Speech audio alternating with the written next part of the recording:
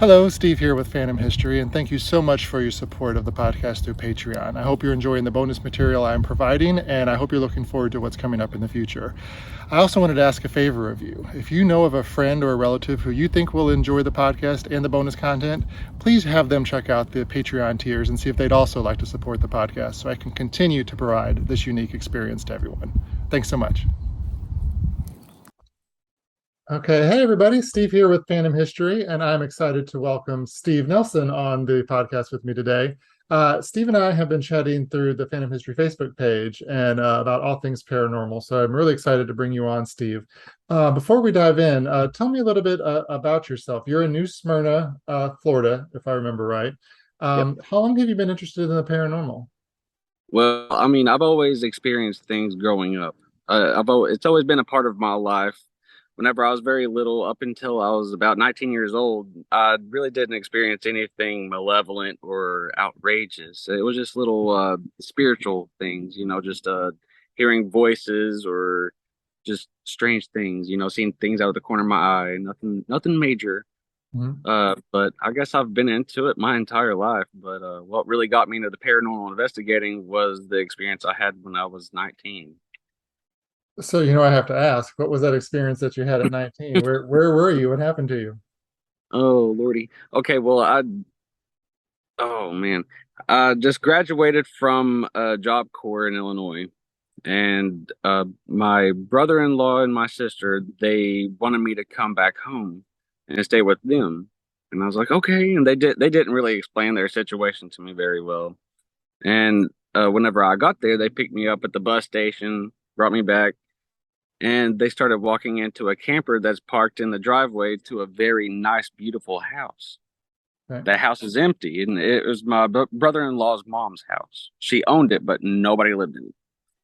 And I was just wondering, why are you living in a camper? And they had a baby too. Why are you living in a camper when you got a really beautiful, nice house here? It's got electric and all of that stuff. And my brother-in-law told me, "Well, yeah, you'll find out. We tried it, but no, it didn't work out. You'll find out." And I was like, "Okay." I'd go in and I would take baths in the bathroom. There was a bathtub. It was an old porcelain tub. You had to actually take a bath. There was no shower head, old style. And whenever you walk into the place, the living room was on your right, the kitchen was on your left, and straight ahead it was just a long hallway, few bedrooms here and there, and straight ahead was the doorway going to the basement.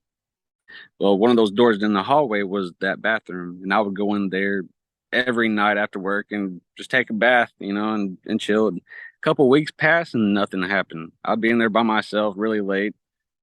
I thought that he was just crazy, to be honest with you. But after a couple weeks passed, I started hearing footsteps run up and down that hallway. And I thought that it was my niece, but it was really late. It was probably like 2 o'clock in the morning, around there. So, and she was 2 years old. So it didn't make any sense to me. But one night, whenever that happened, the footsteps was going up and down and it started getting louder and louder, like somebody was running. And then it stopped at the door and the door handle started rattling. And I was like, okay, all right. And I started yelling for my sister and my brother-in-law, and I wasn't getting an answer. And it stopped. So, I got dressed, went out, and I asked them, were y'all just in the house? And they were like, no. Kira, that's her name, Kira. She'd been asleep for about 3 hours now. I'm like, oh, okay. And he's like, yeah, now you're starting to see what I'm talking about. I'm not crazy now. I was like, no, okay. Well, from then on, all kinds of stuff started happening. I'd see black figures dart all over the place, even on the property out in the yard. Whenever I'd go into the house, doors would open and close. Things on the counter would go flying off the counter. It just gradually got more and more and more. That's just kind of how it worked. And it got to the point where it started feeling very uncomfortable. Like I started getting kind of sick to my stomach in there. The temperature would drop uh, really like weirdly, and all the hairs on my neck and my arms would stand straight up. that feeling that you get whenever you know that something bad is there. And this was my first experience with it, so it was like a shock to me. Yeah. So one night, remember, I was 19, so I didn't have the best judgment at this time. One night, my ex, a girl that I was with, and my brother-in-law, we all were drinking and partying, and we thought it would be a great idea to go into the basement of this place and open a circle and conjure what was there. And we did certain things that was not good. Um, we sat there for probably an hour at the most, nothing happening. Now, in the basement where we were sitting, behind me to the right, there were boards propped up because they were renovating the place. And to the left of me, it was a dark hallway leading down to the laundry area. Mhm. Okay, so like I said, we was sitting there for a good hour or so, and nothing was happening. So I was drunk and I was young and cocky, and I started getting impatient, and I started and cussing and all that stuff, and that was a really bad idea. And what happened was the temperature dropped really, really bad, and I know that it wasn't cold outside because it was really close to my birthday, which is July, and Wow. it was really hot and humid, so there was no reason for it to be cold. The air conditioning wasn't on. There was no logical reason for that, and the stench of something dead or really bad out of nowhere got sick to my stomach, and the boards behind me that was propped up against the wall, they flew to the other side of the room, and I turned and looked, and I looked down the hallway, and there was two red eyes staring at me. And imagine looking at a pitch darkness where you can't see anything, but you can see a darker shade of dark. You can make out a dark figure, and it was huge, really, really huge. And I was stunned there for a minute. I couldn't believe what I was seeing, and it started moving like slowly, and I took off. I took off running. I was like, "Let's get out of here!" And they followed me out. And after that, it's just kind of bits and pieces that I remember because I ended up having a really bad attachment after that. Oh, really? So whatever was there possibly followed you. It did. It did. I ended up having to have an exorcism done to me as sorts. I wasn't possessed, but I was oppressed. Gotcha. There was certain things that was happening where I would black out and snap out of it, not realize what I was doing, but it wasn't the best of things to friends, family, and stuff like that. And eventually, I ended up, thankfully, with my brother-in-law helping. I got that monkey off my back. But after that, that woke me up, but it also drew my attention to want to document it and show people that it does exist, that evil is out there, and wake people up to what they don't understand, if I can. Do you have any idea what the attachment was to that house? Like, what was it that was in there? Any idea? The thing is, I don't know. Okay. None of us know. The history of the place makes no sense to why there would be any reason to that. And the house, it was a kind of a newer house. Hmm. The only thing that I could think of is on the land there. Uh, I don't know if you've heard of the Battle of Boyd's Creek. It was during the Revolutionary War, whenever the Cherokee was attacked. Um, that I think could have something to do with it, but Yeah. it's hard to say. It's really hard to say. That's as far as we got on the history of that. So we don't really understand unless somebody had done something bad in particular at that one spot. And yeah, a lot of those battlegrounds, they kind of hang on to that residual energy, and who Yeah. knows? I mean, I know that's what the belief is. So it's a lot of battlefields still have that heavy darkness. That is amazing that you're only 19 and you encountered this, but this kind of inspired you to kind of search out places to kind of learn a little bit more. Um, Now, yeah, was that in Tennessee? That That was, yeah. was in Tennessee. Seymour, Tennessee. Okay. And of course, which ties into why I wanted to talk to you, is because I wanted to talk to you about Old South Pittsburg Hospital, which is in South Pittsburg, Tennessee, which I will be honest with you, I don't know a whole lot about. I do know that it calls itself the most haunted building in Tennessee, but it sounds like that house could give it a run for its money. Um, I'm curious a little bit if you could tell me, if you know, a little bit about the history of that location of the South Pittsburg Hospital. Was it an actual hospital at one point? Yes, yeah, actually. And as far as anybody saying, the most haunted location, it's hard for me to say. It's hard for anybody to really, in my opinion, because you don't really know. But the place, yeah, the land, it was uh, a native land to I think you say Chiha, some Native American tribe. Forgive me if I'm mispronouncing it. I don't really know how to pronounce it, Okay. but uh, Union soldiers, they came across there and they allowed them to store some of their supplies on that land. And whenever Confederacy came in, they did take over and they killed Union soldiers and the natives there. A lot of locals think that that is what caused a lot of the spurs and the paranormal activity there, but uh, I think that that could, along with the life and death dramas in the hospital. Right. The hospital itself, it was built in 1959 and it closed down in 1998. But during that time, there was a lot of really bad things that happened there too. So, I mean, I think that both put together makes good recipe for paranormal activity, to be honest with you. Absolutely. And 40 years, I mean, it's not a long time for a hospital to be around, but that's still a good amount of time.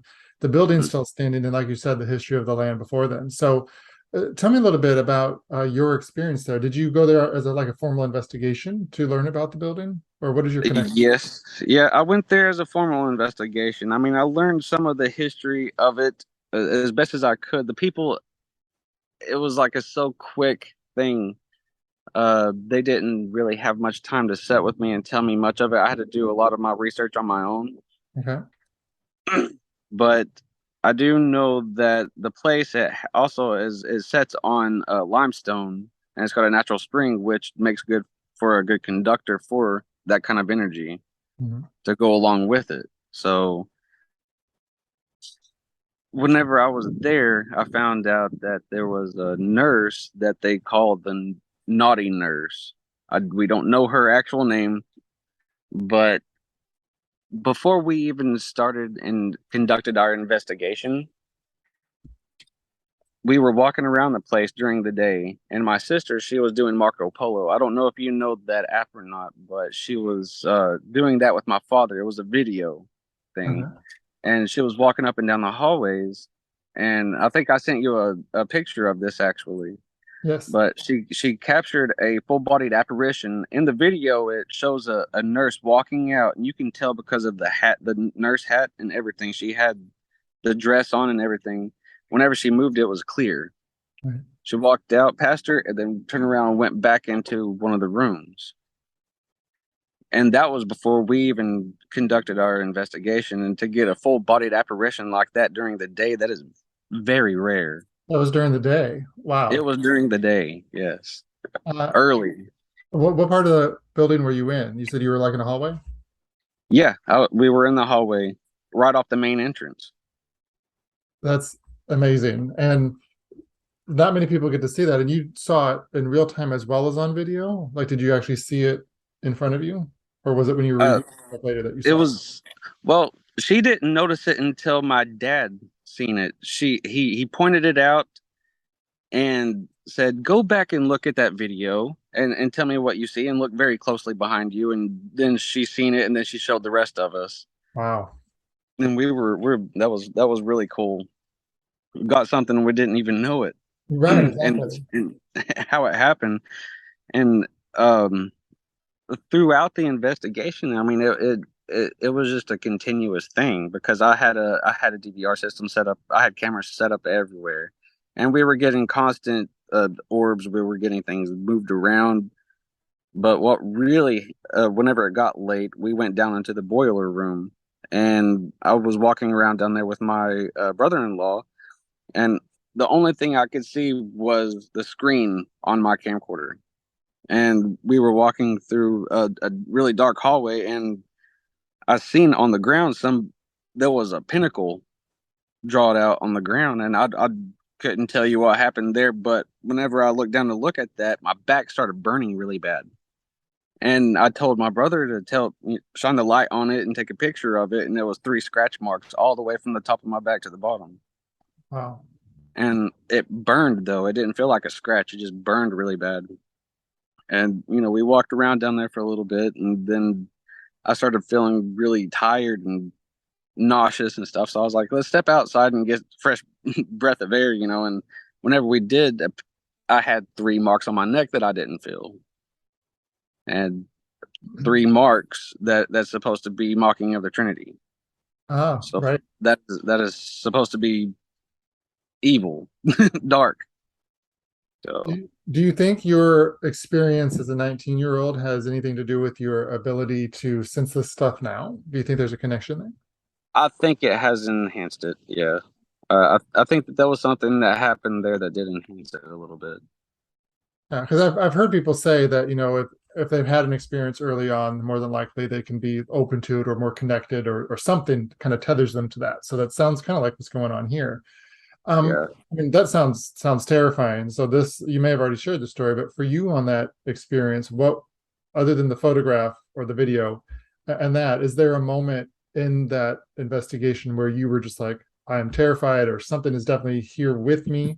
I mean, that sounds like that's probably the moment that that I'm looking for you to describe. But is that what stands out the most for you? To be honest with you, I mean, I got maybe a little jittery, but Mhm. I didn't get terrified. Really? I mean, after my first experience with what I told you earlier, after that, I mean, don't get me wrong. If something was to happen just out of the blue, yeah, I'll jump and or something like that. You know what I mean? But just Right. all out be like terrified and want to run out of there. That doesn't happen. That really doesn't happen. That makes me want to stand there and try to document it. Right. Right. So speaking of documenting, tell me a little bit about the equipment that you use. And I know that you're a creative guy and have come up with your own kind of device. So tell Yep. me a little bit about, one, how many of you were involved in that investigation? How many were like in your group? And what tools did you use? During that one, it was. Oh, you're still there? I'm here. Okay. During that one, it was me, my sister, my brother-in-law, and there was four of us. All right. And we had we had a spirit box. Each of us, we had EMF meters, sensors, DVR system, which was all full spectrum, um, EVPs, and at that time I had a really small, cheap EM pump, a really, really small one that was absolutely useless. It did nothing. And I was all excited about using it, and it was just a waste of time. But during that time, that's pretty much it. We all had camcorders and that kind of stuff. I mean, around that time, we were still trying to build everything. Right. Now, how long ago was this when you had this experience?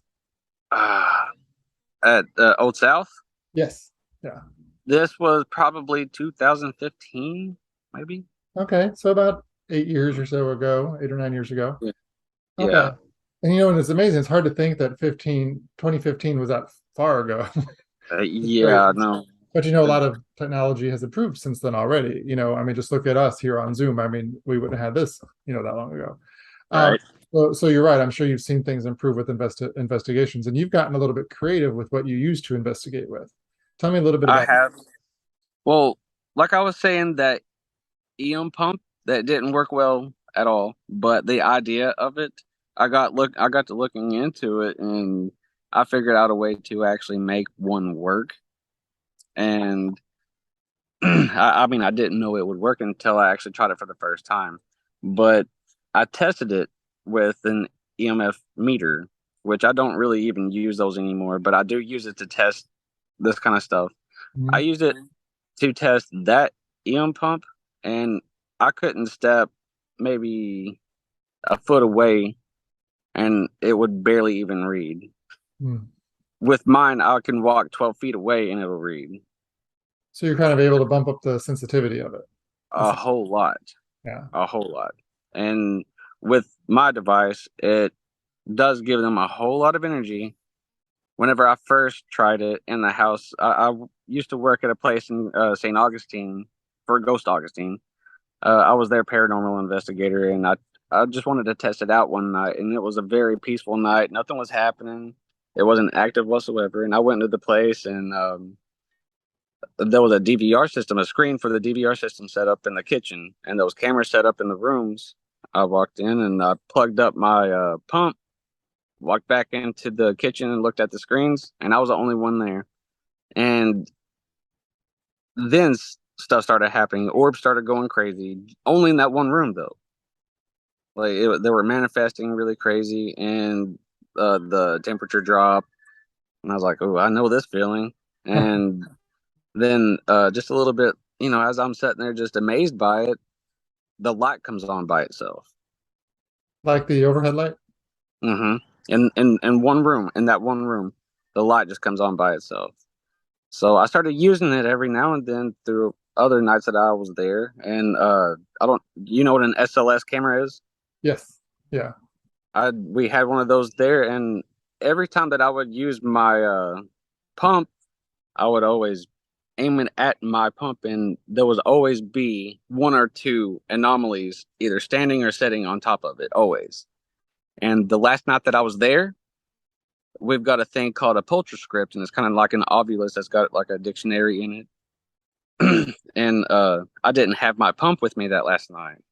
And it said my name, said Steven, and I said magnet, and I said pump. Wow. They wanted that because it gave them energy. So, and this was when you were in St. Augustine, you said, right? Yeah. Yeah.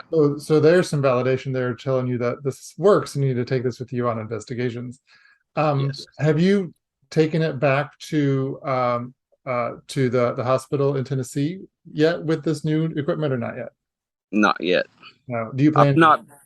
Oh yeah, I plan on using it on. I've not actually been able to use it on an actual investigation yet, other than that one house. Okay.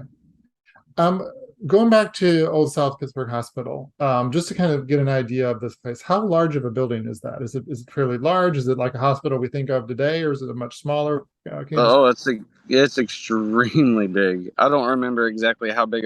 Like I said, this was a long time ago, but yeah, it's very very big, huge. I mean, I wasn't even able to cover the entire place during my investigation. Oh, really? Throughout yeah, it was just the four of us. So it was the four of you there by yourselves, trying Yeah, to cover the entire place. Wow. Was it like an overnight thing? Because I know you said you started in the yeah, day when you first caught the first apparition. yeah. We stayed the entire night. Is there a spot in the hospital that you were able to cover that kind of had the most activity for you? A certain floor, a certain room? What stands out? Down in the boiler room and basement.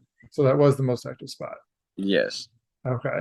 And you said that how much of that were you able to explore? Again, because I know you said it was very active down there. That's where you got the scratches, I think you said. Um, did you stay down there very long, or after that, were you like, I need to be on the first Well, floor? well, well. After that, we ended up going back down there. That's where we wanted to be because we wasn't really getting anything anywhere else, and we Okay. went back down there, and that's where the janitor was, and he hung himself down there. Oh, So there was a table down there that had a deck of cards and stuff like that. That was originally his. That was still there on that table. So I set my camera up, fully charged on my tripod, and set up an EVP. And we were talking like we were wanting to sit and play a card game with them. And we got grid A EVPs from that, and my battery on my camcorder went automatically dead.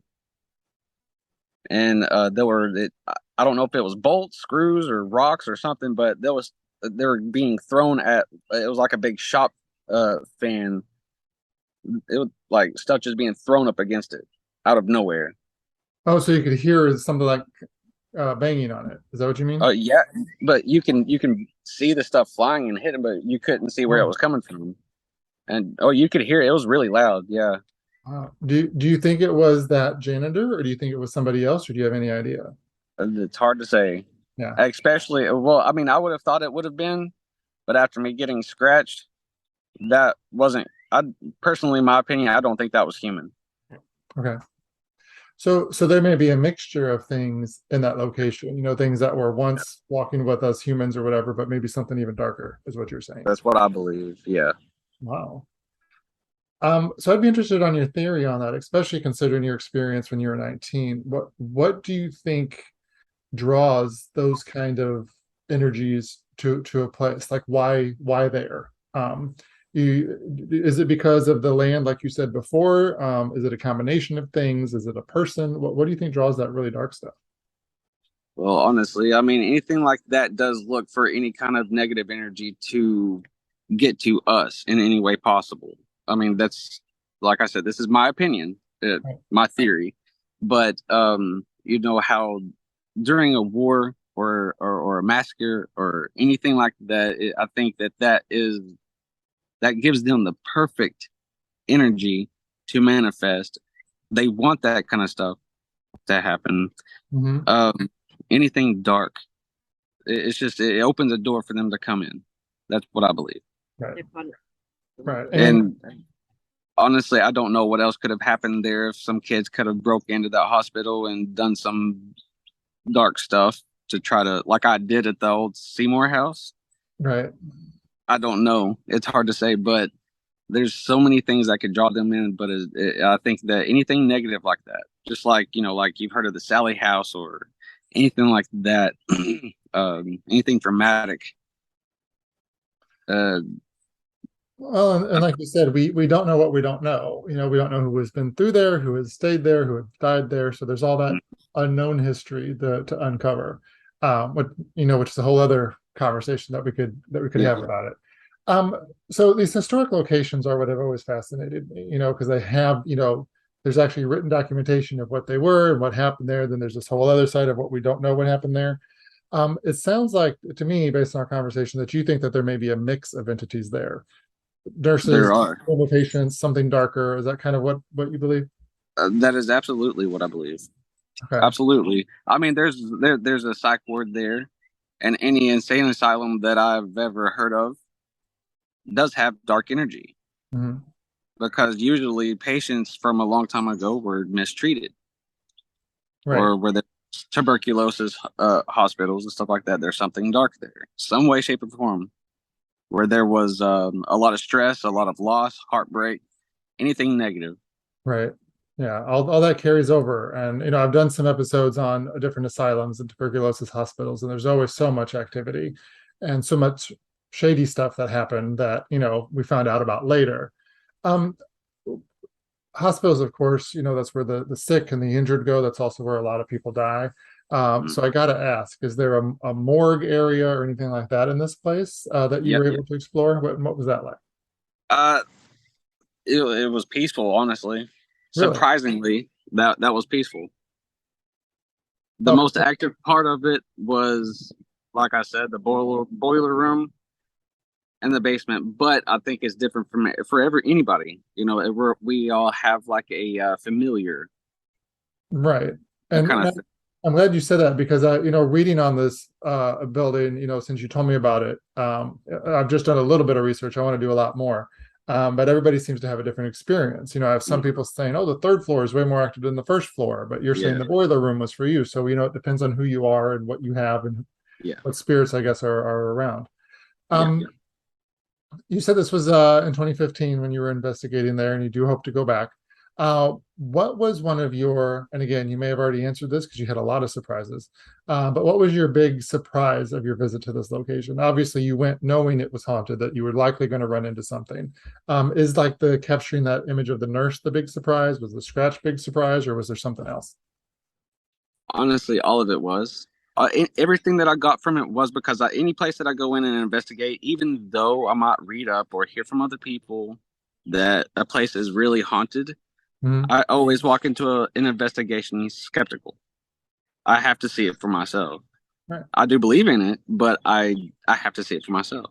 That kind of thing. So I mean, right off the bat, I think catching that full-bodied apparition during the day and the way that was a big shock to me. Well, yeah, I think that would be a shock to anybody, and the way of which it was discovered, like you said, because it was on, I think you said Marco Polo during that video Mhm. conversation. So, which is amazing. I'm going to go back and look at the stuff that you sent me whenever we were chatting before today. So I'm going to look at that again because it's amazing. Before we wrap up, tell me a little bit about what's next for you. Are you planning on investigating places here in Florida now that this is where you are? You talked about going back to Tennessee. Are you always looking for historic places? What's your path going on from here? I'm literally, what I want to do is travel. I want to go anywhere I can and investigate wherever I can. If I could find a good place, any place in Florida to do it, yeah. But I think the next place on my list is a place in New Orleans. I love New Orleans, and so many opportunities there to investigate. Um, Uh, have you heard of Bloody Mary Voodoo Queen? I have, yes, I'm absolutely. going to be doing her house. Okay, very, very active from all that I've heard.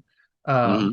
Yeah, I was actually in New Orleans last May or so, and saw a ton of amazing sights. So I don't know if you've ever been before or not. There's no shortage for sure. And of course, over here where I live in Tampa, there's a lot of haunted locations which are really cool. So if you're ever over here, I'd be love to direct you to them because there's a lot of places to investigate over here and some investigative teams I've worked with too. So it's amazing. We go about our daily lives driving our cars. You have no idea what used to be where, what building used to stand where. Yeah. That always fascinates me. One more question for you before I let you go. What is your advice for somebody who is investigating or thinking about investigating someplace? Since you've had these experiences, what would you say to somebody who's relatively new to this before they step into an investigation?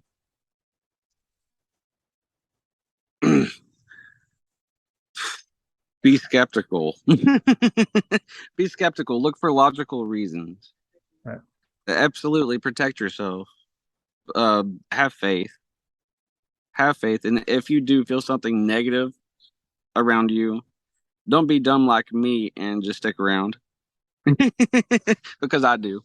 But I mean, honestly, you just protect yourself, have faith in the creator or whoever you may, and rely on them to protect you and look out for the others that are around you. Safety first and care for the ones that's got your back.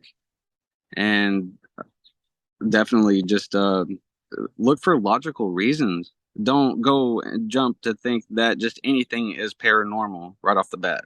Right. Yeah. That And like you that's said, my be smart, on top of yeah. that, be smart. This is fascinating. I can't wait to talk to you more about some of the other places that you've investigated. I really like the way that are so honest about your experiences and kind of what got you into this. And like you said, there's no shortage of locations to investigate, and I cannot wait to learn more about this hospital in Tennessee. Um, if I know that you're not an official investigative team yet, so it's not like you're for hire or anything yet. Do you think that's going to be down the line for you? Do you think you're going to become official? Absolutely. I'm working on that. Everything's in the works, even my device. I'm definitely working on it. Okay. Well, once that does happen, let me know, and we'll help get the word out, from the podcast perspective and the B&B perspective and all that. Because I know that a lot of people are always looking for people to investigate, and I get emails all the time about these locations that they're like, "Oh, you got to check out this place. Something weird is happening here, or whatever." So I will definitely Yep. feed those your way as well. Thank you, Steve, so much for taking the time to talk to me. This was fascinating. I can't wait to learn more about this hospital. And of course, hopefully before too long, you'll be over in the Tampa area, and I'll be able to say hi in person. Thank you too, and I really look forward to it. Oh, awesome. Thank you so much. I will be in touch very soon. And I hope so. everybody, I will do my best to share some of these images on the Phantom History website for you to check out, with Steve's permission, of course, to kind of see some of the things that he has encountered. Thank you again, Steve. I really appreciate it. Enjoy the rest of your afternoon. If you don't mind me saying Yeah, just real quick, yeah. whenever I do get done with my device, it's going to be 2 more weeks. I'm going to give you a good video of how it works Oh, and what yeah. it looks like. So if you want to put that out there, I'm really excited about that. I would love that. I want to see how it works. So absolutely. So everybody, you heard it here. Once we have this device up and running, like I've done anything. Once he has the device up and running, we'll get some footage of that and share it with you because I'm very curious to see how it goes. And what do you call the device again? What's its name? The name of it is Magules. Magules. I like it. Mhm. And like you said, it's like a magnet, so that works out Yep. perfect. All right. Well, thank you again, Steve. We will be in touch very soon. I know there's a lot more stories you're going to have to share with me. Absolutely. All right. Talk to you soon. Have a good one. Hey everybody, Steve here again. I hope you enjoyed that bonus content. If you have any ideas for an episode or your own paranormal experience you'd like to share with me, let me know through the phantomhistory.com website.